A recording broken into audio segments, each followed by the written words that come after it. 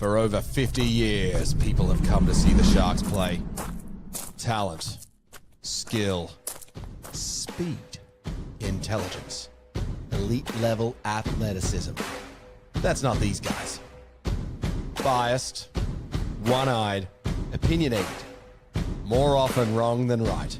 They make up for their complete lack of talent with pure dribble, gibberish, and enthusiasm. This is the E.T. Stand Podcast.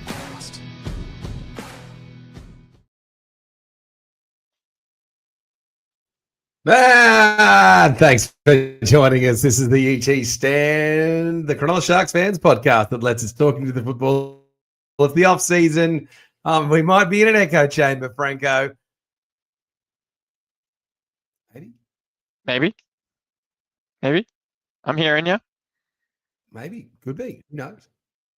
I'm hearing you. Well, who knows? Anyway, we're here. Get this, say good day to us in the comments. It's the off-season. So today we're going to chat all things player re-signings with the major news being that Will Kennedy has re-signed for the Cronulla Sharks about a week ago. We're going to go through that and all of the other players. Get a bit of an update on all of those sort of things. And also just go to say good day to everyone. There he is, Harley. It's already in the comments. Good to see you, Harley. So we're back. We're not back fully yet, though, are we, Franco? We're not back, but we might sneak a few episodes in through the off-season to keep things up to date and have a bit of fun with the Sharkies. Yeah, we can certainly try to do that. All right, well, that's certainly been the major news, and thanks to all of our sponsors who are about to wrap up for 2025. So if you want to sponsor us, Franco, get in touch with me and you can talk about us or what we can do for 2026. We've got some plans, don't we? Sounds good, mate. I'd like to sponsor us. That Lats guy, he's pretty good. He's pretty funny. I'd sponsor something for him. Well, yeah. If you had a podcast, Franco, I'd sponsor yours. So, you know. Thanks, mate. Very good. All right. Well, the major news. The major news. It looks like we've got a bit of speed problems, Franco. Maybe it's a bit of Chris Kelly going on here on YouTube tonight. I'm struggling to keep up with you. You're jerking all over the place. There's one for Lats. Get it in the comments. Who's we struggling with here? Are we struggling with Franco or are we struggling with me? Certainly not sure who that is, but we'll try and press on. All right, well, the Cronulla Sharks announced a couple of weeks ago that Will Kennedy is re-signed for the 2026 season. He's reported on a contract worth $350,000, which is a bit of a value signing. So we said it at the end of last season. I was a big fan and advocate of Will Kennedy being signed on a one-year prove-it deal, as our dear friend Scott Latino certainly likes. He was interviewed on the Sharks.eu website calling out that he has been here since his SG Ball days. He looked a bit nervous in the interview, actually. So, he finished 8th in the Daily M's and talked of the culture and the connection that he has with the fan base and also the team. So, look, I'm pleased that we've signed Will Kennedy on a certainly prove-it deal. Look, all NRL players are good value if you can get them at the right price. So getting Will Kennedy on that right price is certainly be good. But as we know that he's going to be out of action from the 1st of November, not out of action, but available to be signed for 2027 from the 1st of November. So he can immediately be signed by the West Coast Bears, for example. Franco, give us your reaction to the much talked about Will Kennedy and he's re-signing for the Sharks in 2026. Yeah, we know he loves the place. We know, he's good mates with Trindle. He's been here since SG Ball days, part of that winning team. He's certainly part of furniture. As we saw beginning of this season, had a really good start. That 8th place Daily M. He has improved year on year. He's definitely got better, worked on everything that he's needed to work on. He's not the superstar that some people would like to see, but, I think he is doing a job. And as you said, he's a value signing, which will continue to provide value for the Sharks. Unfortunately, I think with the injuries, season-ending injuries to Ison and both Dykes, that probably changed the Sharks' plan a little bit. They probably were going to use this season to really test the waters and see whether or not Kennedy was going to stick around. Obviously, they were in no rush to sign him because we went the whole season with a player off contract and we didn't put pen to paper. So they were willing to wait and see. And I guess, you'd have to imagine that Kennedy and his manager were playing the game as well a little bit in terms of seeing what was out there, because they were looking for more money. We know that there was a little bit of a sticking point there. In the end, there either wasn't enough options that he was happy with, or, he really does love the club as much as he says he does. I'd like to think the latter, but he stuck around for much less than what a good quality fullback can earn. And I think it's good for both parties. It gives the club another year to sort of see how we go with our juniors coming through. Ford's also now sort of shown that he's got a heel of turn at fullback. We don't know what might be happening with Chevy Stewart. There's chances or rumours that we're talking about signing him. So a couple of unproven fullbacks putting pressure on Kennedy, and we'll just sort of play out the season and see how it goes. As you said, he will be off contract in about 10 days. Well, obviously, re-signing of Will Kennedy doesn't open an immediate door for Liam Eisen to come straight into the team. Liam Eisen's had an injury. He played a couple of seasons.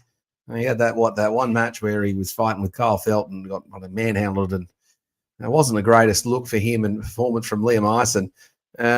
Franco, what is the outlook for someone trying to crack into the Sharks back line? You'd have to think fullback's the position you can get in, isn't it? Or is it maybe there's another opening? Well, for Eisen specifically, yeah, it's fullback. I don't think we're looking for anyone small on the utility bench like an Eisen. If we do have someone, it'd be a Nephi or a Hohepa, probably. I'd say that for them to get in, we'll probably rely on the outcome of the first half of the season. So if we're doing really well, if we're at the top of the ladder, kicking goals, showing the competition what we're capable of doing, you would have to say that Kennedy holds his place. But if we're sort of middle of the field, languishing, a little bit hot and cold, and Eisen or Ford are carving it up in New South Wales Cup, I think the coach might be tempted to have a little bit of a reshuffle just to sort of see how they go. That said, we have seen how stubborn and loyal Fitzgibbon is to his players. So, it might be one of those scenarios where the change is made with, only a handful of games left in the season and the fans are throwing their hands up in the air, arguing why it took so long to happen. Of course, that's all assuming that no injury takes its place, right? If Will gets injured or head knock or suspended, that opens the door for an opportunity for one of these young fullbacks to show their wares. And if they have a blinder, well, then it's maybe forcing the coach's hand. I reckon a part of our preseason for 2026, the question will be, will Kennedy see out the season as the starting fullback for the Sharks, and will he get dumped or not? I think if the Sharks are performing well, then I can't see them dumping him, but we'll see how that goes. G'day, Ashley Williams is in the comments, keeping us company. Let's answer this question from Ash. Good to see you, mate. What was the point extending Beryl, says Ashley Williams. The guy's been with us since 2021, has played 0 first-grade minutes. I thought he played one game, didn't he, Franco, or has he played none? No, he played a handful of games last season. He played a couple. Played about 3 games, I think. We actually did a lighthearted take on players that only played 1 game for the Sharks, and then he immediately the week after got out of there and was no longer included in that list. So he had played a few games for us last year. Look, it's hard to say. Ash, he's obviously a really good clubman. He's trying hard. He works really hard at his craft, and reportedly gets on really well with the other players. But when you've got someone as durable as Blake Brayley, who has also recently re-signed till 2030, and for the last 3 years has not missed any games, it's pretty hard to entice a talented hooker to be an understudy, knowing that they're not really going to get many minutes. We lost Healy to the Warriors because he saw the writing on the wall that wasn't happening. Beryl knows his place. He knows he's a stopgap. He's not really going to get a starting role anywhere, and he here at least he knows he's next man up, so he's happy to sign. He's probably signed for peanuts, and I think it's probably a good signing. It's definitely in one of those scenarios where if we have someone else coming up through the ranks that we think might be worth having a go, they can sort of tag team in New South Wales Cup for a little bit and sort of hand the reins down to the new player coming through. But we're not at that stage yet, and I think Beryl's doing well for us. Franco has his way. Jaden Beryl will never get back in the team because Franco will want Blake Brayley to break the record for the most consecutive matches, if I know my dear friend Franco. So he's certainly going to be hoping that Jaden Beryl doesn't get a run. Yeah, look, he's a fringe. He's a backup player, Ash. So I have no problem with them re-signing Jaden Beryl. Has got a nice connection to the new club as well at the same time. So certainly welcome that. And then Ashley Williams puts his hand up and said, I must have missed that. Well, also, if it was a blink and you miss it, Jaden Beryl moment also playing for the Sharks, wasn't it, Franco? So that's certainly that. All right, next question through from Ashley Williams as well. Says to us, can you guys see Sam Stone Street getting more minutes next year? I'll come to that first. Getting minutes off record. So unless something happens to the number 3, the number 4, or the number 1, and there's a reshuffle, can't see Stone Street coming into the team for Ronaldo Mulatalo. So, or Sione Katoa. So I can't see him getting more minutes, but he is a pretty good player and a bit of a fan favourite, isn't he, Franco? Yeah, absolutely. A lot of our listeners love Sam Stone Street, so very happy to see his name put pen to paper recently. Only a 1-year deal though, so he is off contract in 10 days as well. Funnily enough, who else is off contract in 10 days is Katoa. So both the wingers there off contract with 1 year left remaining. You could see a similar scenario there with Kennedy in terms of a bit of a playoff to see who gets the long-term contract.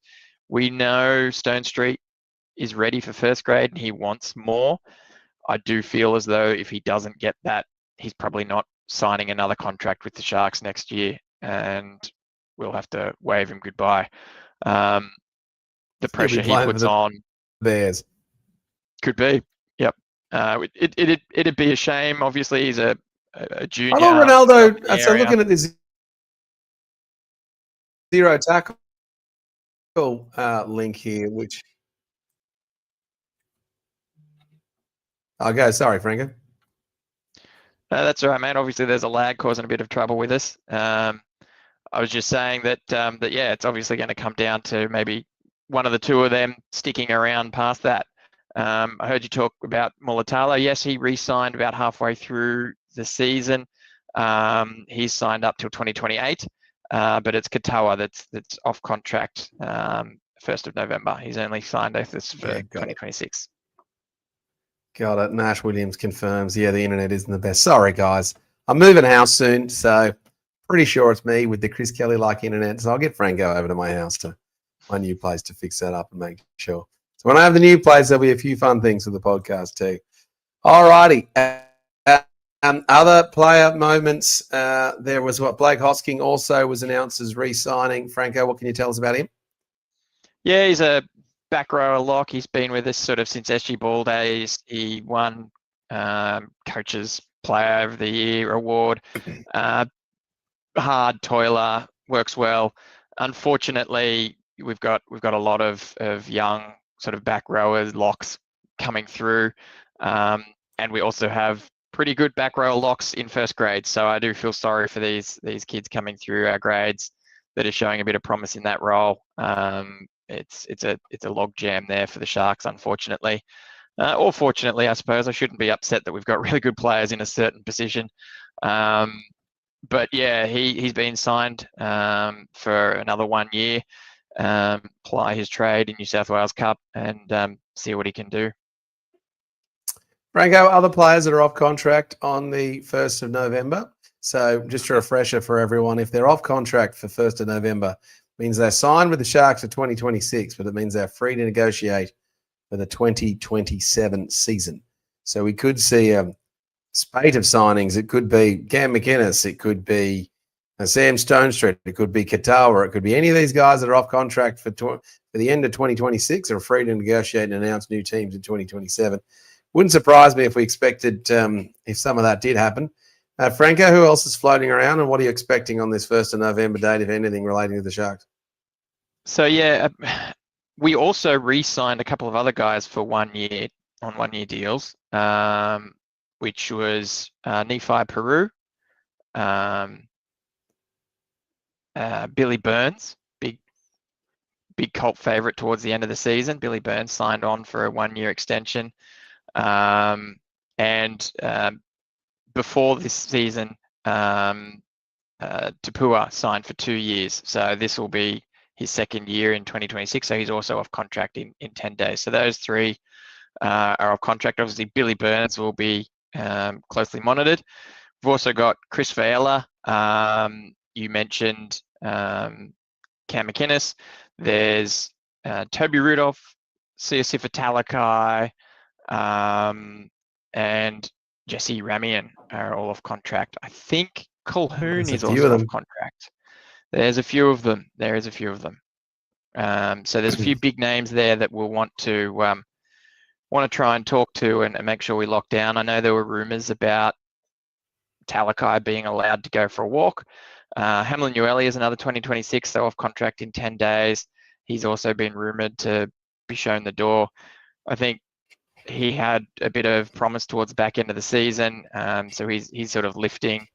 But that said, I think if we had to pick, everyone would like to keep Talakai and let Ueli go in terms of those rumours.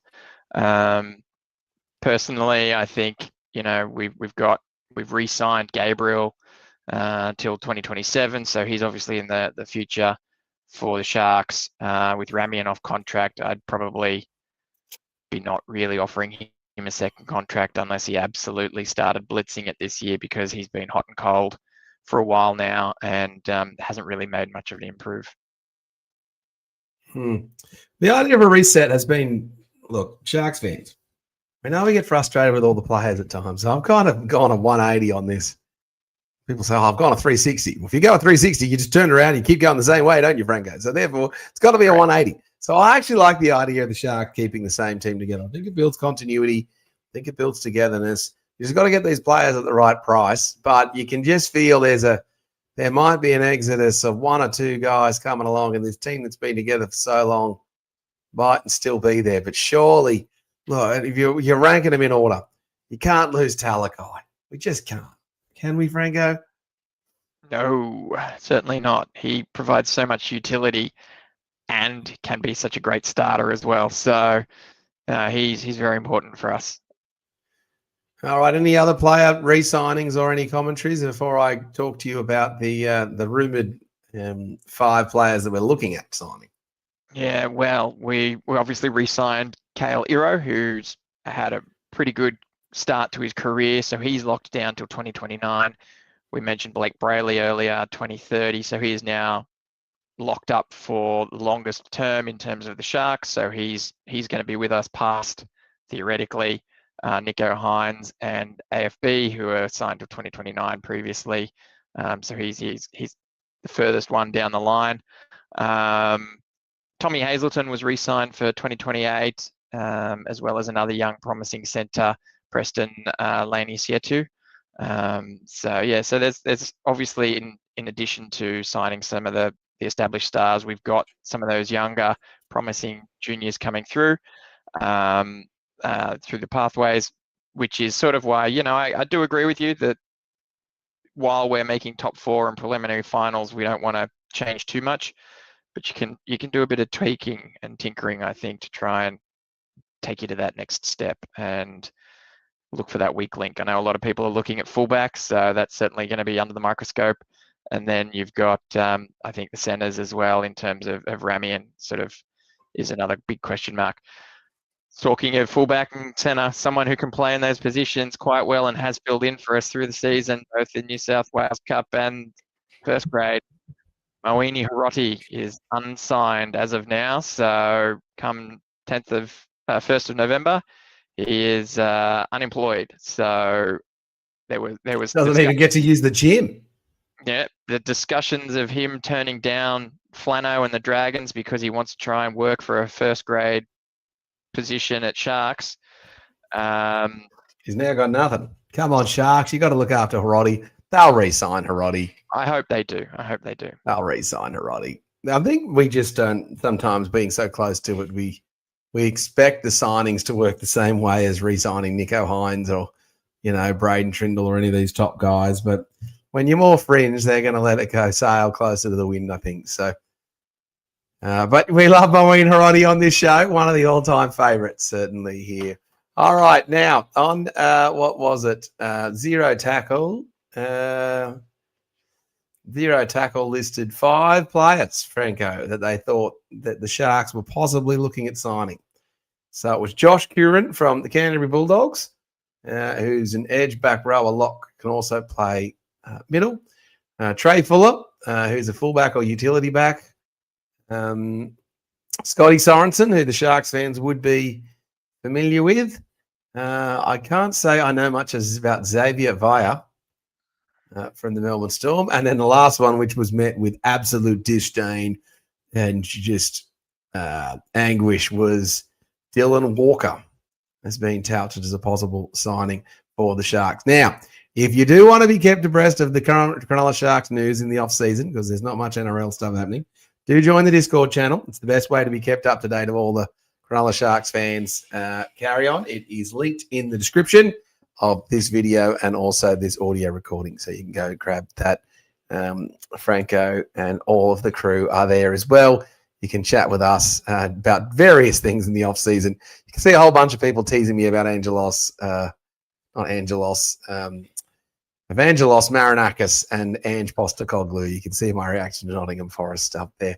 All right, Franco, of those previously aforementioned 5 players, who's at the top of your list? Who's at the bottom of the list?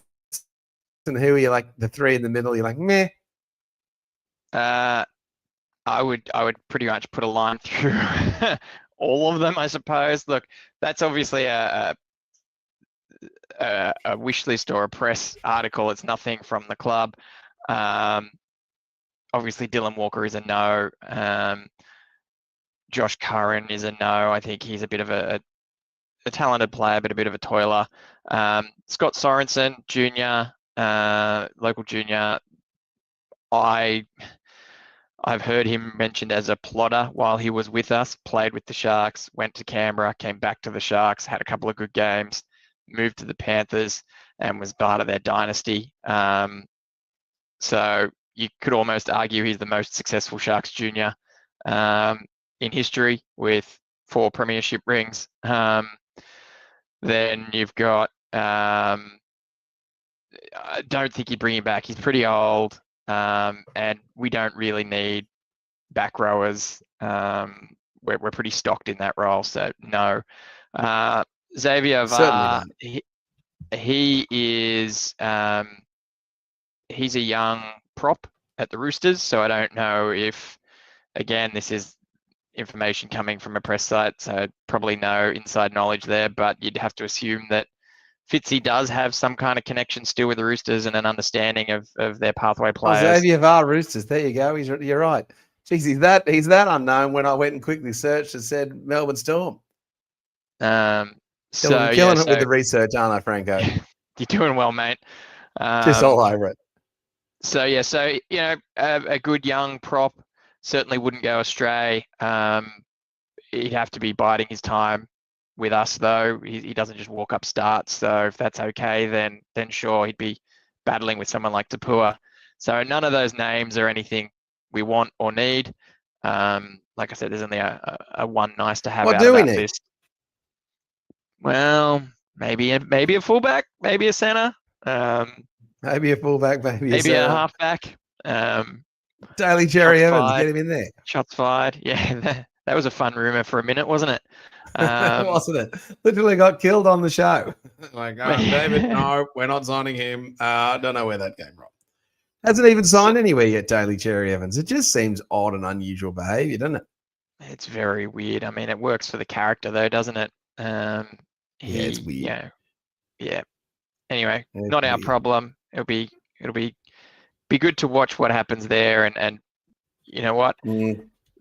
Would not surprise me if all of this drama and being dragged out is just something so that he can put an extra chapter in his book when he retires, and try and pump up sales for the book there. But yeah, That's no, a good point. we don't really need anything. I think that's part of the problem, right?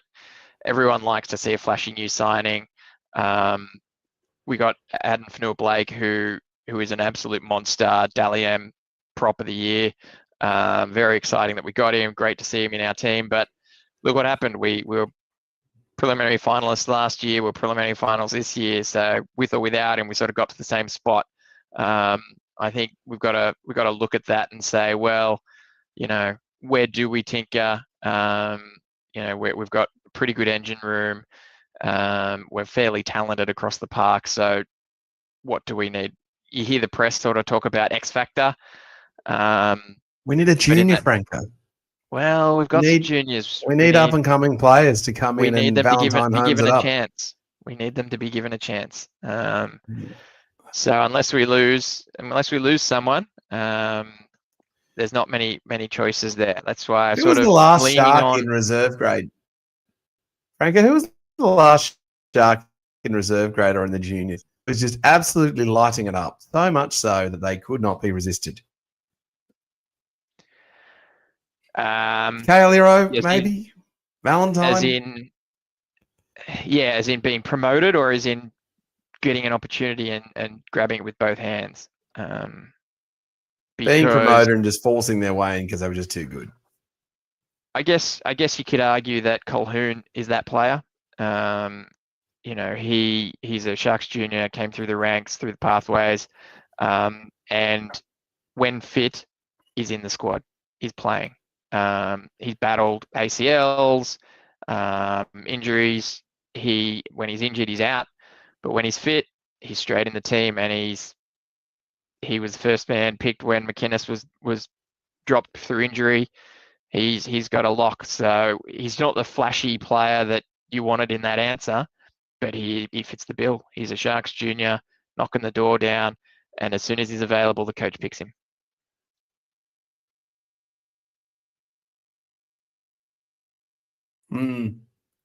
Perhaps Teague Wilton could also be an answer for that question at the same time, Franco, couldn't it? But there's no one since Valentine has gone and absolutely lit it up. So, well, there's no. All right. Well, other than that, the other getter. happenings in the Sharks. Sorry, we don't have a headline getter. We don't have someone that does something on the field week in, week out that gets back page press that other teams are scared of. That, you know, kids are pinning posters on their walls for. We don't really have that anymore, right? That's why Val was so exciting, and that's what we hoped Nicho Hynes would be, right? He's a poster boy, but he's not exciting, you know, kids. They don't want to be Nicho Hynes. He's pretty good, Franco. He's very marketable. He's very marketable. I'm not bashing, Nicho. but look, Nicho. he is not winning games on his own week in, week out, is he? He's doing a job for the Sharks. Yeah, but not enough. And I'm not. Times. All right. Well, we'll put a pin in that one and move on. So other than that,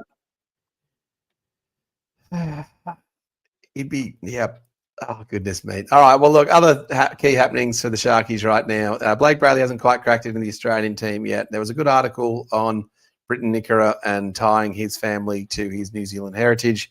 Kaoliro, congratulations on captaining the Cook Islands. It looks like Ellie Johnson set to have made her Australian debut was probably the key thing that's happening in the rugby league circles. But other than that, Franco, I will just respond to this last comment from our dear friend Scott Latino, who says, is it true that Ange Postecoglou is interviewing for the Sharks assistant coaching role and the Sharks have not announced a new assistant coach yet? So I will just answer on the Nottingham Forest part of that because you can see by my things behind me as yes. For those that know me, I'm a big Nottingham Forest fan. Yeah, he just didn't work out. And it's a good example of how if you don't think through these signings and these coaching appointments and you just get them wrong, whether it's rugby league or. But yeah, he was just really bad at handling the press, and I thought he mistreated the players from what I could tell. And there's some not so great stories coming about in terms of some of his interactions. But 39 days is certainly a short amount of time, so I certainly feel like he was a bit toughly dealt with. And Franco, just onto the assistant coaching role of the Sharks. Have you put your hand up for that job yet? I've been approached. I'm thinking about it, just as a specialty coach, not the assistant coach role. No, I have not put my hand up for that, mate. I will continue to take pot shots from the sideline until such time that I have the opportunity that you've had to stand in front of the great man, Fitzgibbon or Price, and talk to them directly where they can put me in my place, and we'll take it from there. But ultimately, yeah, look, it's exciting, interesting. You talked about the missing piece for the Sharks and what do we need to sign. Maybe we need a great assistant coach that'll give us a bit of extra attacking flair. That might be something that we can. Attacking coach is what we need, Franco. We need an attacking coach. Yep. So watch this space. That'll be certainly an off-season topic. We know that they'll probably want to try and get someone in that seat sooner rather than later, so they can have a full off season with the team, implementing structures and processes. We all know who I think is in the front runner. There's been a couple of other names thrown up, but ultimately we're pretty settled. So yeah, hopefully this is what shakes up the apple cart and gives us a few new exciting things to watch and witness. You're wanting Wade Graham, aren't you, Franco? I don't know if I want Wade Graham, but I'm pretty sure that's who's going to get the nod. I want Wade Graham. We love you, Wade Graham. Friend of the show. Yeah. Good guy. Former captain of the Sharks. He'd be great. All right, anything else from you, Franco, other than me just saying happy birthday to you, my dear friend? It was Franco's birthday on the weekend. 27 years old is our dear friend, Franco. What a lovely, sprightly young face you've got there. Thank you, man. I do my best. I would say that I'd like to see the Sharks announce a stadium sponsor. We've now been a year without one. It's probably time. Sounds good. All right, that was this quickfire episode of the ET Stand during the off season. It's good to see you, Franco. I've missed you, buddy. So very good, mate. Do get your comments in. What do you think of the player signings? We're back in a few weeks, won't we, Franco? We'll think of a video or two to do, but it is nice to have a little bit of break from rugby league for a couple of weeks. Still getting over the heartbreak of the Sharks getting knocked out, aren't we, Franco? Definitely. Awesome. All right, guys. We'll see you next time for a future Tuesday night episode of the ET Stand podcast. For me, David Bolderman, and my lovely co-host, Stephen Franklow. Guys, go sign up to the Discord channel or use Solve Accounting or get down to Southside Physio or any other one of our partners. Until then, up, granola.